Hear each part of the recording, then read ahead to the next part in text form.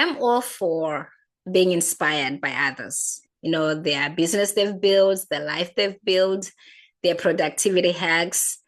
I'm all for that. Self-improvement, I love all those things. But what I've realized just now as I'm approaching 50 is that it is easy to build your life based on somebody else's success. I mean, just look at Instagram, YouTube, TikTok, whichever social media where people are talking about having built the 7-figure, 8-figure business. And then they're showcasing their lifestyle, where they live, how they travel, the kind of hotels that they're in. We are bombarded by all these pictures and stuff of people's lifestyles, their big homes, their nice cars, you name it, right? It's all over online. And we can look at that. And yes, it's good to be inspired. It's good to be motivated. But I think the danger that happens to a lot of us, and the danger that I would like you and I in our midlife to avoid, is the danger of building somebody else's success as your own, somebody else's dream life as your own.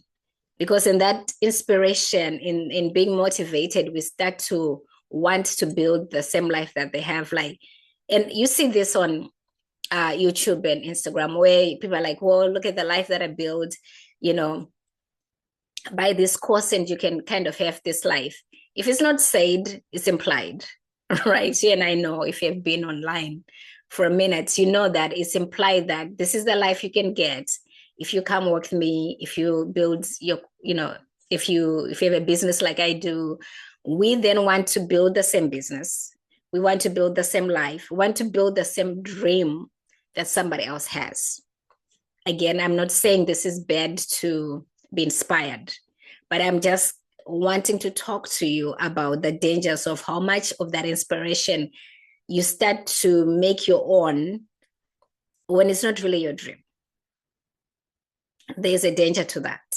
What are the dangers? Well, that you're building a life, first and foremost, that is not yours. That is somebody else's life, with their values, with their beliefs, with the type of business or the type of career that they have. It is somebody else's life. As inspiring as it might be, as, whatever attractive that it may look, the lifestyle, the travel, the food they eat, the places they stay, the home, the car, whatever, is beautiful as it can be or is shown to you. It does not mean that is the right success for you. It does not mean that is the dream life for you. So the danger is you building a life, a dream, pursuing a dream that is based on somebody else's life. The other thing is that you're building maybe a life that you cannot sustain. Because what we see online a lot of times, it's marketing.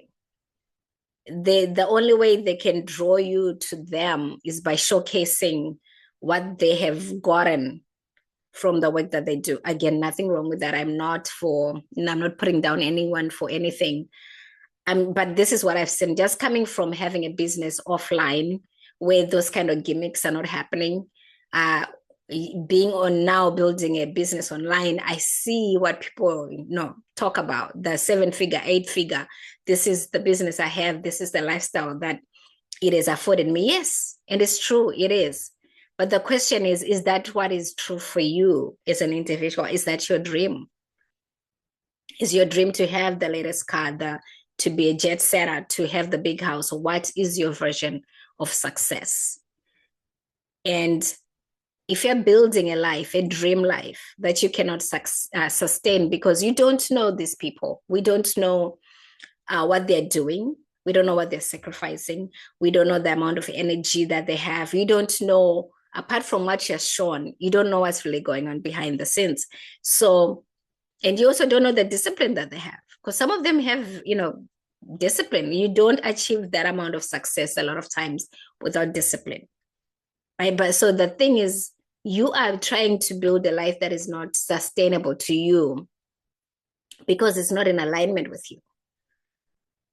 So this is one of the dangers of borrowed success. You are borrowing someone else's success and you're trying to build your dream life based on that borrowed success. the other thing that happens, the other danger of us taking someone else's dream and making it our own, even subconsciously. Again, a lot of times we're not doing this, like sitting there like, yeah, I mean, I guess there are people like, I want to build that and they have exactly what they have. Nothing wrong with that. It's just being aware that, is this really your dream or is theirs? The other danger I'm going to go into is that you're slowly disconnecting from who you are, right? As you're pursuing this person's dream, as you're trying to have the life that they have, you might actually be disconnecting from who you are, what you actually want, right? What actually matters to you? What are your values? Because a lot of times they're different from what you see online. They're different from people, their values and how they build their businesses or how they build their careers might be totally different from yours. So you are making decisions about your life based on what you're seeing other people do, not based on what you value, not based on what you want, not based on what is good for you, but what somebody else is doing. So that's another danger. The other danger is that you start to optimize your life. You start to work hard for how things look than how they feel. Right. So that on the outside, you might look wealthy. On the outside, you may look like you have it together. On the outside, you may look like you're healthy. And this is in every area, right? It's just not success in money terms. It's success in how your body looks. It's success in how your family looks. Like there are all these different versions of success that are being marketed to us online, especially on YouTube and Instagram. It's success in being a mother, in motherhood. It's success in your hair. It's success in how you look and how you dress. It's success in all those things. And we start to want our lives to look that way, despite that we might not feel okay with it because it's not in alignment. We start to go after that for the looks on the outside, to be, to please all the Joneses and the neighbors, without actually realizing there are trade-offs to this. We're not thinking their priorities, the people we're copying, are probably not the same as ours. So we are doing all these things, pursuing this other person's version of success, without realizing there's a danger to us, to how we are building. And this is why we're having this discussion. The fourth thing that I do want to mention is the trade-offs. So we see these things online of how people are building their dream life, how, again, we're inspired. And I love inspiration. I love interior design, and I'm always inspired by what I see online in magazines, on YouTube, when I watch interior design channels. But I also realize, right, as much as I love how it looks, I also realize that I might not have the same budget as this person has. I might not have access to the things that they have in where I live. And it might also looks a certain way. And I'll give you an example of this. So because I was in the construction industry for more than 20 years. So when you paint a room a certain color, if you take a picture of it at a certain time of the day, the color looks very different. And colors can play that, on the eye. The room will look different. The sense and the feel of that room looks different. So if you're a photographer, people who take photographs, especially for interior design, they know the best time to take pictures in the room and how depending on what's the sense, the feeling they want to invoke, they'll take a picture of a room or a house in different lighting at the different time of the day to invoke a certain feeling and look of that room, which can be very totally different at another time. So what you see may not necessarily be what yours will look like. And I remember when we're in our construction business and I'll help people, our clients, with interior design, I'll always say, what you see on Pinterest, how that room looks, even if you put similar things, might not be how yours look, because there's a lot to the lighting in the room, the orientation of the room, that differs from one place to the other. So you might say, I want that to look exactly like that, and it won't look exactly like that in your life. And I think of this in terms of just our, this version of success that we're all going after. Is that what somebody else's version of success that may look beautiful and polished and aesthetic and whatever else is not necessarily going to be like yours. because you have a different person, you're a different person, you have different values and priorities. So their success, even if you try to put it on yourself, might not look the same. And I know working with clients, how some of them will be so disappointed that their rooms didn't come. It's like, I bought the same furniture, I did the same color painted. They say it still doesn't look like what it looks in magazine. Of course it doesn't, because there's manipulation of the lighting that is happening. So you always have to warn people, like, what you see is not necessarily what you're gonna get, because there's a lot of things going on. And like I said, that manipulation of the photographs and lighting in a room to make it look a different way is really similar to like the trade-offs that we do in life. You don't know what they're trading off to get that success. You don't know the energy, the time, the pressure, the responsibilities that they have to make them gain that success. You don't know what they are trading off as and what is costing them to get the success that they're getting. So that's why we never want to build somebody else's life's dream life. We want to be inspired. We want to get ideas. We want to be motivated, but we don't want to build their lives, their dream life. Because like that saying, people talk about the grass is greener on your neighbor's house or on other people's house. Yeah, it might look green, but you don't know what's underneath it. What if there's a septic tank underneath that's making it green? Like, you never know the trade-offs. You never know the cost of something in somebody's life, especially that you don't know, have no relationship with, but all you see is their Instagram pictures, their YouTube, whatever. No. So we have to really be careful about the dangers of building other people's success and turning that into our own success. So how do we actually go about building the vision of success that is truly ours? What does that look like? So the first thing I would say is that we need to examine our own values and priorities and where we are, and not just aspirational. So we have aspirations of how we want certain things to look in our lives, the things we want to do, the travel we want to do, whatever. We have all those, the house, the big house, the whatever house you have in your head. We have all those aspirations, but we really want to connect with the real values. Not the things we dream about, but what actually matters to us. Not what sounds good, what looks impressive, but what is a priority. What are the things that are a priority to us? And then what are the sacrifices that you're going to have to make? What is the costs, right? What are the costs that you're going to have to bear for this success that we want to build? What is it going to cost us? And if you don't put that into consideration, you end up building something that is not truly a dream life. It might look like it, but it's not. So that's one of the things that you want to do, is to really reconnect with our own values, the things that truly matter to us. Because at the end of the day, that's really what will make you happy. When the things that matter to you are the ones that you're pursuing, you're living in alignment with that. The other thing is to establish your own spiritual alignment, right? This is your internal anchor. What is God saying to you? Because God has a version of success for you.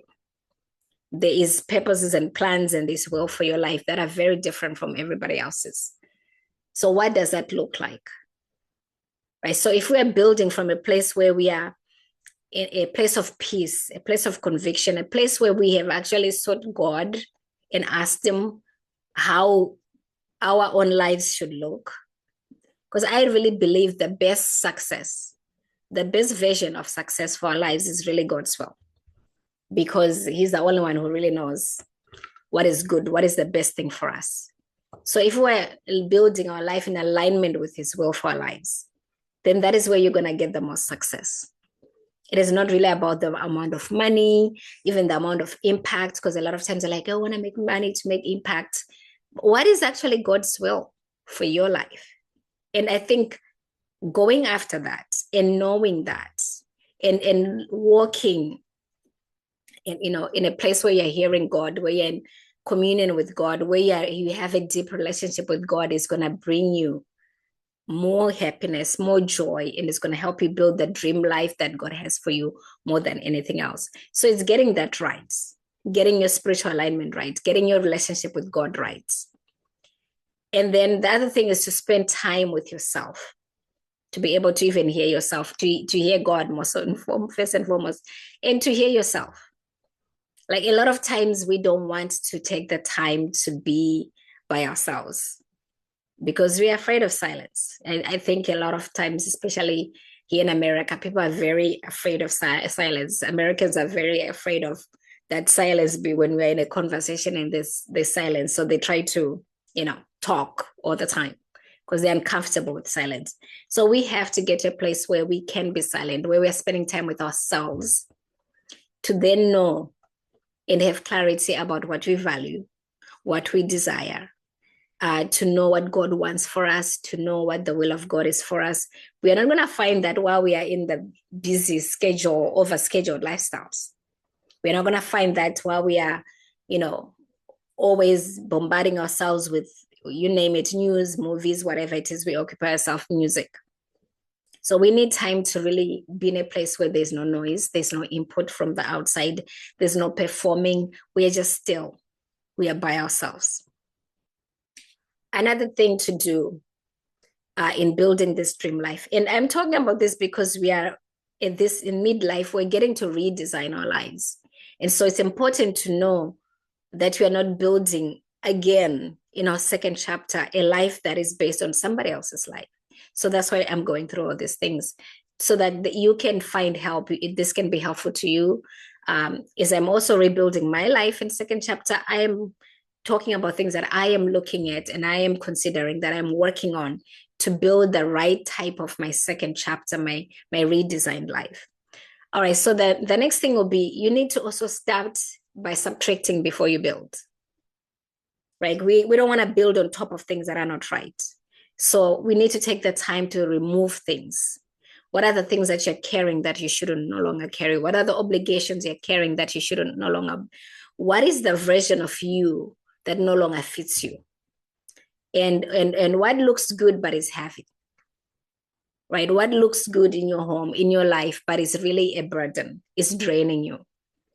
I give you an example of actually my garage does not look good, but it's something at the back of my mind that I'm like, okay, this summer I need to go through my garage. I need to have like a garage sale and get rid of things. I'm trying to really subtract things from my life. I need to go through my closet, sell things or donate things, which I try to do that every year. And now I'm just at a point like I need to go through that again, my closet and remove things. So there's an act of subtracting before we even start building. There's an act of removing before we start building so that we build on the right foundation. And then we want to define success based on all the areas of your life. So success is just not making, having a business that makes 7 figures or 8 figures, whatever. It's not having the career that gives you millions of dollars. Success is not just climbing the corporate ladder. Success is not you just looking good and dressing well. Success is not just having, good relationships and everything else is falling apart. Like there are all these areas to our lives. There's success in your spiritual life. There's success in your health. There's success in your relationships, whether it's in your marriage, with your kids, with your relatives, with your friends. There's success there. There's also success in your finances, right? There's success in your career and in your business. Those are all areas that have to be successful. So you want to define success across all those areas, a whole picture of you, because your life is just not about one arena, it's about different areas. And you want those areas to be successful for you to be then actually be successful, because you might have the business that makes a lot of money or the career that makes a lot of money, and your relationship with your children or your spouse are falling apart. That is not success. Right? So we want the full spectrum, the full scope of your life to be successful. So you have to be able to define what that looks like for each area. In terms of even time freedom, flexibility? Do you have the financial stability? Do you have the health and the energy? Do you have peace of mind? Because sometimes just having the peace of mind is in itself success. You want to be able to go through life where you have peace of mind and you're not anxious, worried, angry, whatever it is, emotions that you're carrying. Because success is about the whole person in every area of your life, not just some areas and some are not. So being able to look at each area and defining that, what does that look like for me? What does success look like for me in each and every area? And being able to put that on paper so that you know you're not building somebody else's dream life, but yours. And then also building for the season that you're in, not the aspiration of where you're going, not your ego, but really building for what season you're in. And this is about being honest. I talk about seasons a lot because this is something that I've learned in the past, I would say past decade, since I turned 40, is the fact that seasons really matter.